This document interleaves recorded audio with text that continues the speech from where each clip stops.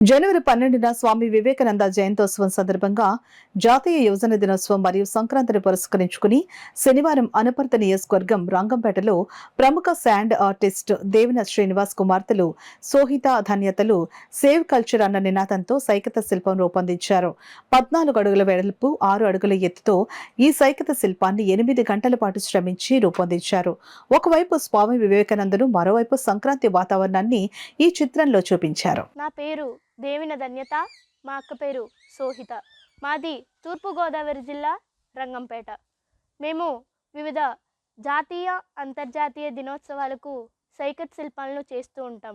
దానిలో భాగంగా జాతీయ యువజన దినోత్సవాన్ని అలాగే సంక్రాంతిని పురస్కరించుకుని మేము ఈ సైకత్ శిల్పాన్ని రూపొందించాము. జనవరి 12వ తేదీన స్వామి వివేకానంద గారి జయంతిని మనం ప్రతి సంవత్సరం జాతీయ యువజన దినోత్సవంగా జరుపుకుంటాం.